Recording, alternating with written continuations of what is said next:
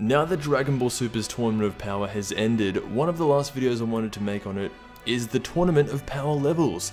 We got introduced to so many new characters in this arc, and the power scale for how strong some of these guys have gotten, it's immense, especially Goku. However, while there were some really strong additions, most of the guys in the Tournament of Power weren't strong because of their power. Guys like Daemon or the Invisible Man from Universe 4, they all had special abilities that they could use to survive, and so for a lot of characters, strength and power, even though that's what the tournament is, they just couldn't compete with the likes of Goku and everyone else. So, starting from the beginning, Goku's base form is very powerful and would have been enough to take out more than half of the fighters, but as we know, Goku has transformations, and the most common form that was used was Super Saiyan Blue. In this form, he can pretty much take out anyone in the tournament. Vegeta is about the same as Goku. He doesn't have as many transformations, but with the level of power we're dealing with, you can't really separate these two. Early on, we saw Universe 9's Trio de Danger, and I really liked Bergamo. I think as far as his universe goes, he's probably not run into anyone much stronger than him,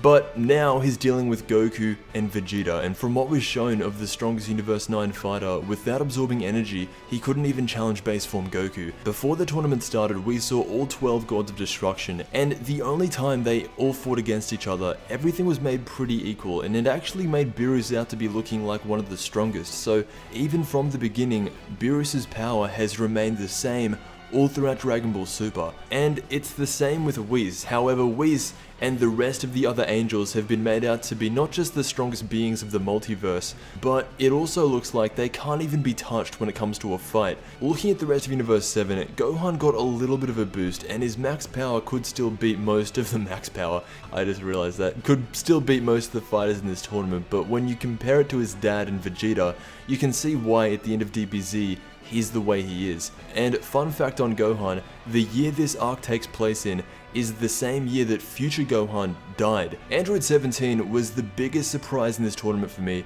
We knew he was strong. Before the tournament he was rivaling SS Blue Goku, but to actually hang on and win the tournament, he's the real MVP. Frieza didn't do much until the end, but his power was made out to be on the same level as Super Saiyan Blue Goku, if not a little bit higher. Jiren was the reason Universe 7 couldn't just sweep through everyone. Without him, everything would have been completely different. There's two phases to Jiren. A suppressed Jiren and a full powered Jiren. Suppressed Jiren is what it started as, and even as it is, Jiren is still by far the strongest fighter, coming in as strong as a god of destruction. Now, because I'm going in order, coming back to Goku, adding Kaioken onto Super Saiyan Blue helps, and it does make him stronger, but not against Jiren. This is where the Omen comes in for the first time, and surprisingly, it doesn't boost his power up by much. He is still so far away from Jiren in this form considering Jiren's suppressed, but aside from him, Ultra Instinct Omen Goku is the strongest fighter in the tournament. From Universe 6, Hit almost beat Jiren all by himself. Hit is meant to be able to improve in battle very fast, and I think he did. It's just the guy he came up against was Jiren. His power is just under Ultra Instinct Goku. Universe 11 had 3 guys carry them into the final, and they were Dispo, Toppo, and Jiren. Dispo at full power was able to get some advantages on Frieza, but ultimately was taken down by Frieza and Gohan together.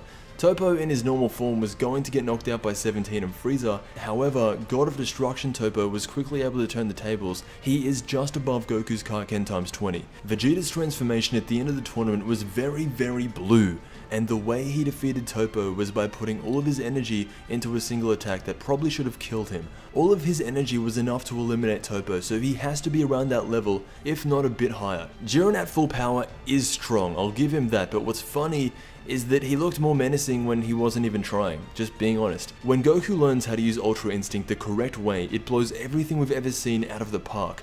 This man has surpassed Beerus, he has surpassed Jiren, and all of the other Gods of Destruction. That's why they all stood up. The next step for Goku now after this is Whis. Speaking of Whis, the only person stronger than him is the Grand Priest. He is right now the strongest fighter in Dragon Ball. Not just with power, but with everything else. He can manipulate time, matter, and even revive people from the dead. So that is how I rank the Tournament of Power levels. Thank you so much for watching. Let me know what you think. Last time I did this, it was wrong. Hand up, my bad. It wasn't too far off, but it wasn't 100%. And with this, I'm pretty sure it's 100%. Wink wink, someone come in and correct me. Thank you so much for watching, and I'll see you in the next video.